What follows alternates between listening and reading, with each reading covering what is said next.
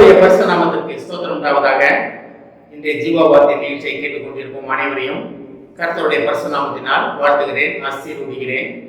இன்றைய சின்ன தியானத்திற்கு தேவன் கொடுத்த வேத பகுதி, அது யோவான் எழுதின சுவிசேஷம், அதில் 3ஆம் அதிகாரம், அதில் 17ஆம் வசனம். யோவான் 3:17.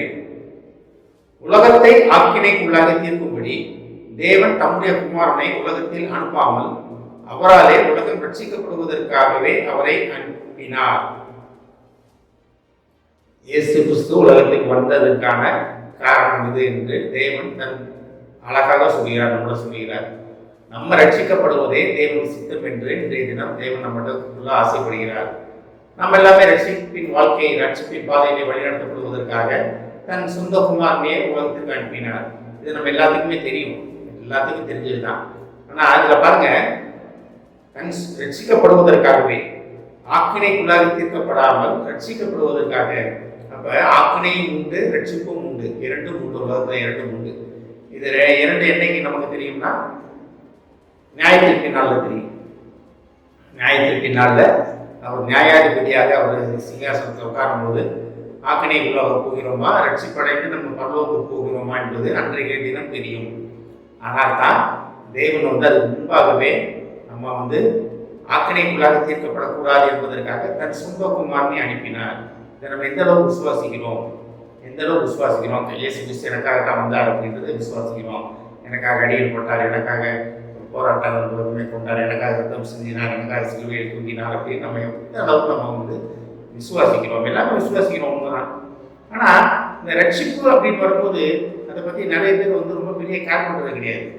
கிருபை, தேவனோட கிருபை தான் நம்ம ரட்சிப்பின் பாதையில் வழிநடத்துகிறது, அது உண்மைதான்.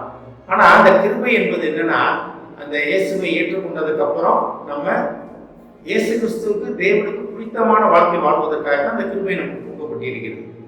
நான் ரட்சிக்கப்பட்டிருக்கேன், நான் தேவனை நம்பி இருக்கிறேன், கிருபை உள்ளவர் என்னை ரட்சிப்பான்னு சொல்லிக்கிட்டு நம்ம திருப்பி திருப்பி பழைய வாழ்க்கைக்கு, பழைய காரியங்களுக்கு செல்லக்கூடாது. இதுதான் அந்த ரட்சிப்பின் பாதை, ரட்சிப்பின் அனுபவம் என்பதை நான் அடிக்கடி உங்களுக்கு சொல்லுவேன். ரட்சிப்பின் அனுபவம் அனுதினம் புதுப்பித்துக் கொள்ள வேண்டிய ஒரு அனுபவம். அப்ப உலகம் ஆக்கினைக்குள்ளாக தீர்க்கப்பட போகிறது.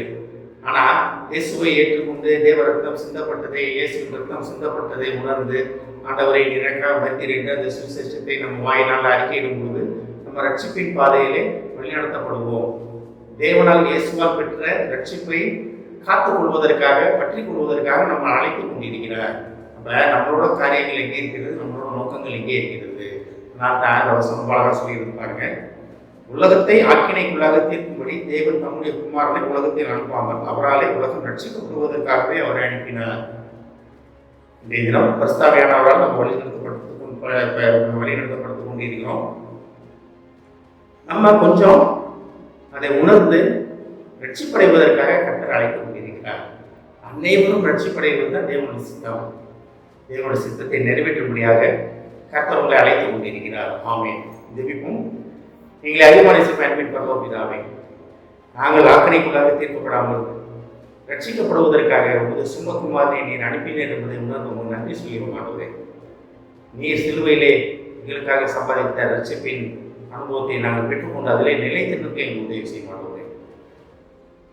இதை கேட்டுக்கொண்டு ஒவ்வொருவரையும் ஆசீர்வதிக்கிறோம் அப்பா, ஒவ்வொரு குடும்பத்தையும் ஆசீர்வதிக்கிற மாட்டோம். குடும்பத்தில் உள்ள ஒவ்வொருவரும் நீர் வந்த நோக்கத்தை புரிந்து கொண்டு நீர் அவர்களை ரட்சிப்பின் பாதையிலே, ரட்சிப்பின் அனுபவத்துக்கு நடத்தி கொண்டிருக்கிறீர் என்பதை உணர்ந்து அந்த அனுபவத்தை விட்டுவிடாமல் அதை பற்றிக்கொள்ள உதவி செய்ய மாட்டவரே. குடும்பத்தில் ஒவ்வொருவரையும் ஆசீர்வதிக்கணும் அப்பா. போக்கிலும் வரத்திலும் உணர்வு மாட்டவரே, கையின் கிரையிலே ஆசீர்வதி மாட்டோம், பார்க்கும் வேலையை ஆசீர்வதிப்போம்ப்பா, ஆசீர்வதிப்போம்ப்பா. இயேசுவின் மூலமாக கேட்கிறேன் நல்ல பிதாவே, ஆமென். கர்த்தர் உங்களை ஆசீர்வதிப்பாராக.